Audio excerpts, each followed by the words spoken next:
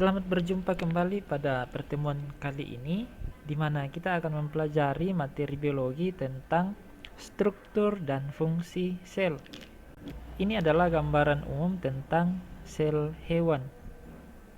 Pada pembelajaran kita kali ini, kita akan mencoba untuk mengidentifikasi struktur dari sel.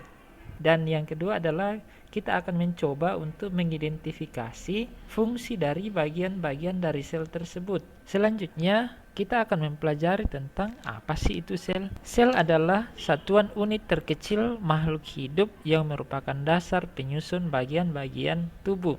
Artinya, tubuh makhluk hidup, baik tumbuhan, hewan, atau manusia, tersusun atas sel-sel. Jadi, unit yang paling kecil dari tubuh manusia atau hewan atau tumbuhan disebut dengan sel. Lantas, siapa sajakah yang berperan untuk menemukan sel? Ada beberapa tokoh yang terlibat dalam penemuan tentang sel. Yang pertama adalah Robert Hooke. Robert Hooke pada tahun 1665 menemukan sel dengan cara mengamati sayatan gabus tumbuhan di bawah mikroskop. Dia menemukan bahwa sayatan gabus tumbuhan tersebut itu berupa ruang-ruang yang kosong. Ruang-ruang yang kosong itu dianggap seperti kamar yang kosong dan disebut sebagai sel. Tokoh yang kedua adalah Matthias Claydon, seorang ahli tumbuh-tumbuhan, juga melakukan pengamatan terhadap jaringan tumbuhan di bawah mikroskop dan menemukan bahwa ternyata semua tubuh tumbuhan tersusun atas sel-sel. Tokoh berikutnya adalah Schwann, seorang ahli hewan, juga melakukan pengamatan terhadap tubuh hewan. Dia mengambil kesimpulan bahwa ternyata tubuh hewan juga tersusun atas sel-sel. Dari hasil penelitian tokoh-tokoh di atas, maka lahirlah teori sel. Ada 3 teori sel. Yang pertama adalah sel merupakan kesatuan struktural makhluk hidup. Yang kedua, sel merupakan unit fungsional makhluk hidup. Dan yang ketiga adalah sel merupakan unit hereditas makhluk hidup. Sel sebagai kesatuan struktural makhluk hidup berarti semua tubuh makhluk hidup, baik hewan, tumbuhan, atau manusia, tersusun atas sel-sel. Sel sebagai unit fungsional makhluk hidup berarti semua fungsi-fungsi hidup makhluk hidup berlangsung di dalam sel. Dan yang ketiga, sel merupakan unit hereditas makhluk hidup berarti proses pewarisan sifat, misalnya rambut bapaknya lurus, rambut mamanya keribo, itu diturunkan kepada anaknya itu melalui sel. Ciri umum sel. Yang pertama adalah sel itu dikelilingi oleh membran plasma. Membran plasma itu ibarat pembungkus dari sel. Yang kedua, bahwa sel terdiri dari protoplasma yang merupakan kesatuan dari sitoplasma dan inti sel. Sitoplasma sendiri itu adalah cairan yang mengisi sel. Jadi sel itu tidak kosong tetapi berisi cairan yang dikenal dengan sitoplasma. Protoplasma adalah gabungan dari cairan dalam sel bersama dengan inti sel. Sel itu mengandung kromosom. Dan yang ketiga, sel itu memiliki ribosom. Berikutnya jenis-jenis sel. Jenis sel ada 2. Yang pertama adalah sel prokariotik. Sel prokariotik adalah sel yang tidak memiliki membran nukleus atau membran inti dan bersel satu, misalnya sel bakteri atau alga hijau biru. Berikutnya, sel eukariotik adalah sel yang memiliki membran inti sel atau memiliki selaput inti sel atau selaput nukleus, misalnya sel hewan dan sel tumbuhan.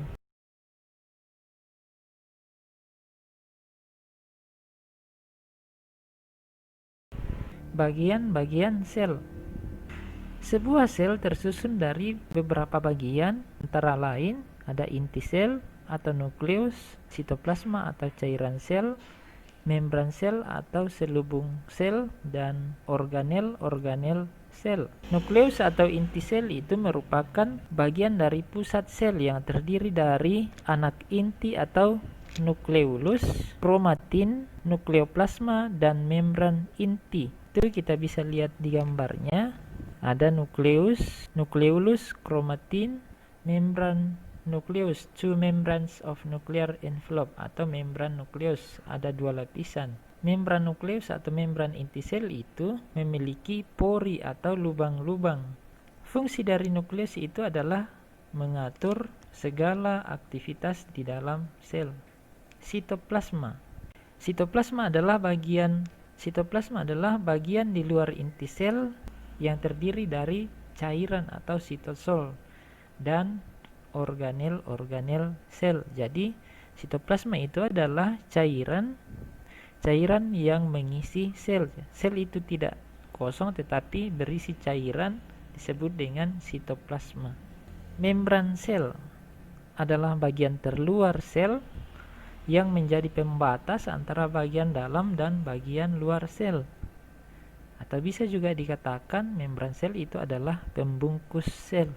Membran sel tersusun atas dua lapisan fosfolipid, di mana fosfolipid ini merupakan ikatan antara fosfat yang merupakan kepalanya dan lipid atau lemak sebagai ekornya. Ekornya atau lipid atau lemak ini dia tidak suka dengan air atau dikenal dengan lapisan hidrofobik. Sedangkan kepalanya yang bulat itu adalah lapisan fosfat yang dapat berikatan dengan air, disebut dengan hidrofilik. Pada membran sel juga terdapat protein. Ada dua jenis protein. Yang pertama adalah protein integral dan yang kedua adalah protein perifer. Protein integral merupakan protein yang terdapat di kedua lapisan fosfolipid, sedangkan protein perifer hanya terdapat pada satu lapisan fosfolipid saja. Ini adalah protein integral atau protein intrinsik, dan ini adalah protein ekstrinsik atau protein perifer. Nah, kalau protein integral itu atau intrinsik itu menembus lapisan membran. Kalau protein ekstrinsik itu hanya pada permukaan membran sel saja.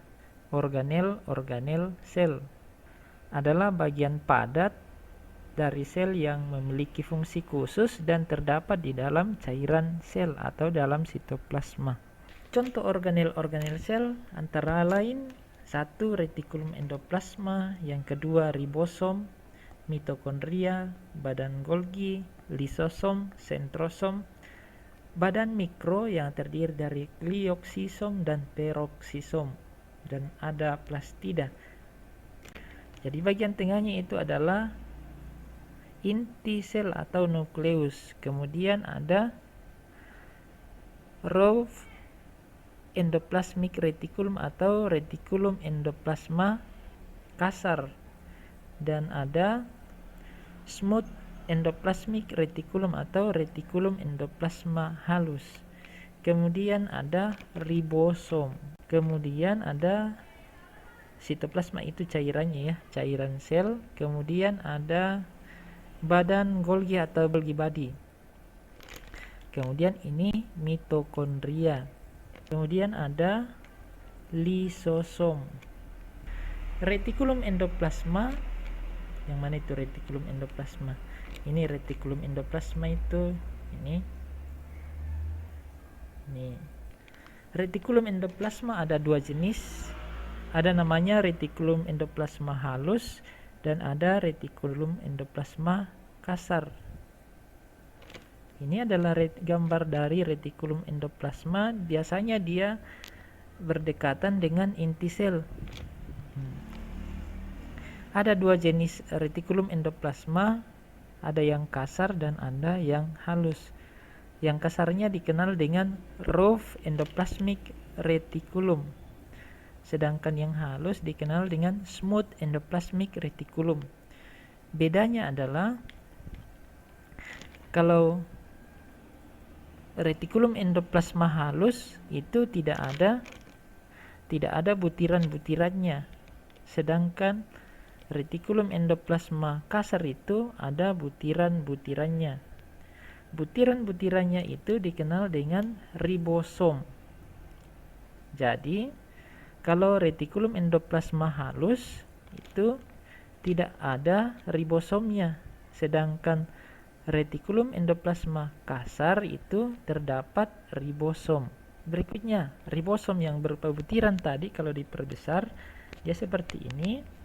Adalah organel berbentuk bintik kecil, kemudian fungsinya sebagai tempat sintesis atau pembuatan protein. Mitokondria. Mitokondria adalah organel yang memiliki dua lapisan membran. Fungsinya adalah untuk melakukan pernapasan. Ini adalah gambar mitokondria. Diperbesar dia seperti ini. Jadi ada dua lapisan membrannya, ada membran luar dan ada membran dalam.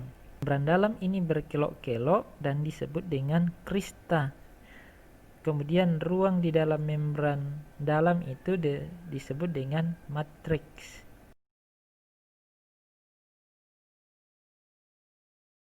Badan Golgi. Itu adalah badan Golgi.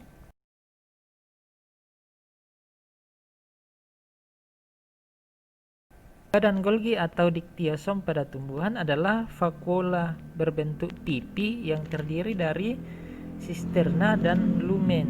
Dan Golgi fungsinya sebagai tempat modifikasi protein yang dibuat pada ribosom.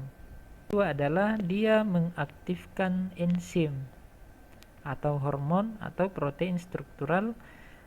Kemudian dia juga membentuk organel baru, misalnya membran sel, lisosom. Lisosom adalah kantung yang memiliki enzim hidrolitik, fungsinya untuk mencerna makromolekul yang masuk ke dalam sel secara fagositosis. Ini hanya ditemukan pada sel hewan. Jadi kalau misalnya ada organel sel lain yang sudah mati di dalam sel, maka yang berperan untuk menghilangkan organel yang mati tersebut adalah lisosom. Bagaimana caranya? Dengan cara menelan organel tersebut, karena dia memiliki semacam zat yang bisa menghancurkan benda asing, namanya enzim hidrolitik. Sekian untuk tugas pertama.